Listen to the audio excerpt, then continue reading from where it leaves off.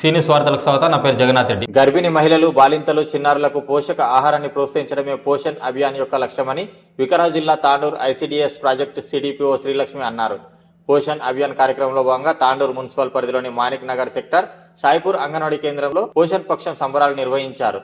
ఈ కార్యక్రమంలో project CDPO Srilakshmi పాల్గొన్నారు. ఈ సందర్భంగా ఆమె గర్భిణీ మహిళలు, బాలింతలు, చిన్నారుల తల్లిదండ్రులకు పోషణ్ అభియాన్ పై అవగాహన కల్పించారు. కేంద్ర రాష్ట్ర ప్రభుత్వాల ఆదేశాల మేరకు అంగన్వాడీ కేంద్రాల్లో అందుతున్న సేవలను ప్రతి గర్భిణీ, బాలింతలు, చిన్నారులకు పోషకాహారాన్ని ప్రోత్సహించడానికి పోషణ్ అభియాన్ కార్యక్రమాన్ని చేపట్టడం జరుగుతుందని తెలిపారు. ప్రభుత్వం అంగన్వాడీ కేంద్రాల్లో అందిస్తున్న పోషకాహారాన్ని ప్రతి ఒక్కరూ సద్వినియోగం చేసుకోవాలని సూచించారు. అనంతరం సిడిపిఓ కేంద్రంలో చిన్నారులకు అన్నప్రసారణ చేయించారు. ఈ కార్యక్రమంలో సూపర్వైజర్ సుశీల, అంగన్వాడీ టీచర్లు, గర్భిణీ మహిళలు, బాలింతలు, చిన్నారుల తల్లులు పాల్గొన్నారు. అండ్ మన శరీరాన్ని ఎప్పుడు కూడా వెచ్చగా ఉంచుకోవాలి. బాలింత అయిన తర్వాత ఈ చెవులలో కాటన్ కానివ్వండి, చెప్పులు వేసుకోవడం కానివ్వండి, మఫ్లర్ పెట్టుకోవడము, కొన్ని జాగ్రత్తలు ఇంట్లో పెద్దవాళ్ళు చెప్తూ ఉంటారు. కానీ కోడళ్ళు, కూతుళ్ళు ఏం చేస్తారు? కొట్టి పడేస్తారు. చెయ్యొద్దు, ఆ పని చెయ్యొద్దు. మనిషి ఎంత వెచ్చగా ఉంటే అదొక ఫ్యాక్టరీ లాగా ఉంటుంది. పాలంతా మంచిగా ప్రొడ్యూస్ అవుతాయి. అర్థమవుతుందా? సో కొన్ని జాగ్రత్తలు మనం పాటించాలి. ఈ రోజు ముఖ్యంగా ఈ ప్రోగ్రామ్ ద్వారా మేము ఏం చెప్పాలి అనుకుంటున్నాము అంటే, లోకల్లో ఉన్న ఫుడ్ మనకు ఎనిమియా చాలా 50% మందికి ఎనిమియా అనేది వస్తుంది. ఎనిమియా అంటే తెలుసా అమ్మా? ఎనిమియా అంటే రక్తహీనత కదా.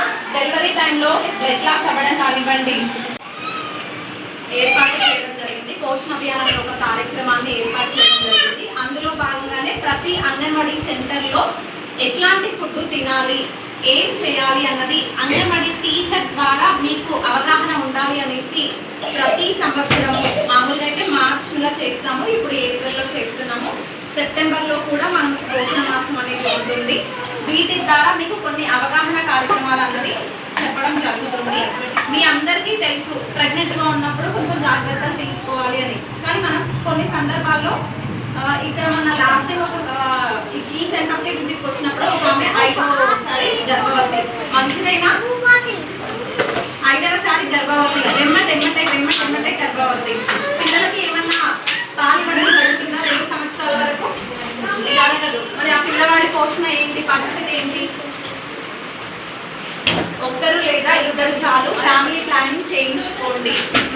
ఇది కూడా మన బాధ్యతే. అంగన్వాడీ టీచర్స్ అందరికీ చెప్తున్నాను, ఒక్కరు లేదా ఇద్దరు చాలు. ఎందుకంటే ఇప్పుడున్న సిచ్యువేషన్కి మనం వాళ్ళకి పోషణ అవసరం, చదువు అవసరం. అవునా కదా?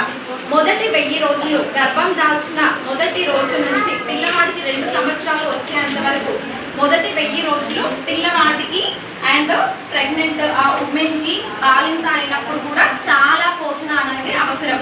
డెలివరీ టైంలో మనకి ఎంత బ్లీడింగ్ అవుతుంది, అవునా కదా? మరి అదంతా ఎప్పుడు గెయిన్ అవ్వాలి?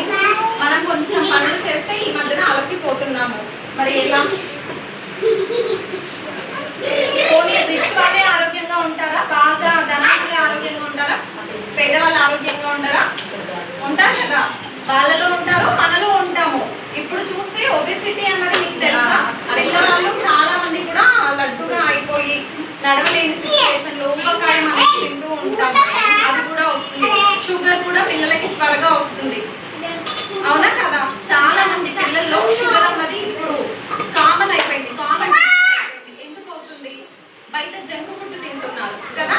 మరి ఆ ఫుడ్ మంచిదేనా? కాదు. మనం సెంటర్కి పంపించేటప్పుడు కూడా పిల్లలకి ఆ ప్యాకెట్స్ ఇచ్చి పంపిస్తున్నాము. సో మీరు అలాంటి పనులు చేయకండి. పిల్లలకి జనరల్గా మీరు ఇంట్లో చేసే ఫుడ్ ఏవైతే ఉన్నాయో ఇప్పుడు మనం ఇక్కడ పెట్టాము. మొలకలు కానివ్వండి, పెసర్లతోటి, శనగలతో కానివ్వండి, ఇవి పెద్ద ఖర్చుతో కూడుకున్నవా? కాదు. మనం ఒక్కసారి పెట్టేసుకుంటే 2-3 రోజుల వరకు పిల్లలకి కొన్ని నా బాబుకి కూడా నేను అవే పెడతాను, మొలకలే పెడతాను. బిస్కెట్స్ కూడా ఇంట్లో తయారు చేసుకోవచ్చు. అండ్ బాలామృతం ఉంది, మనం 3 సంవత్సరాల వరకు బాలామృతం అనేది ఇస్తున్నాము.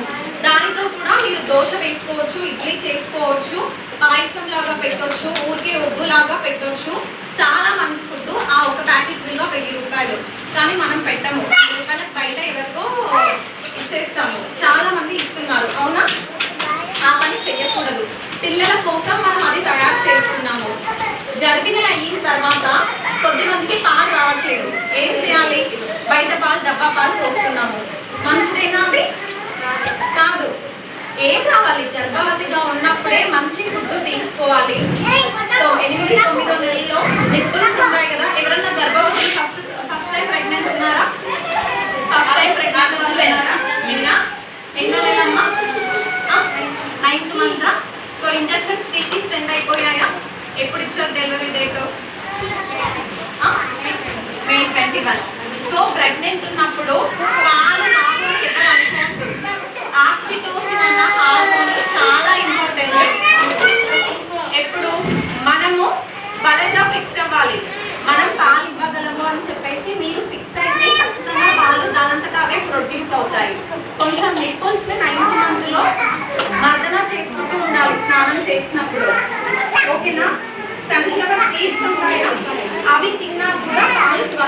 ఉంటాయి. కొన్ని కొన్ని విషయాలు మనం తెలుసుకోవాలి. వీటిని కొంచెం బయట నేటి వార్తలు ఇంతటితో సమాప్తం. తిరిగి వచ్చే బులెటిన్లో మళ్ళీ కలుద్దాం. అంతవరకు సెలవు. నమస్కారం.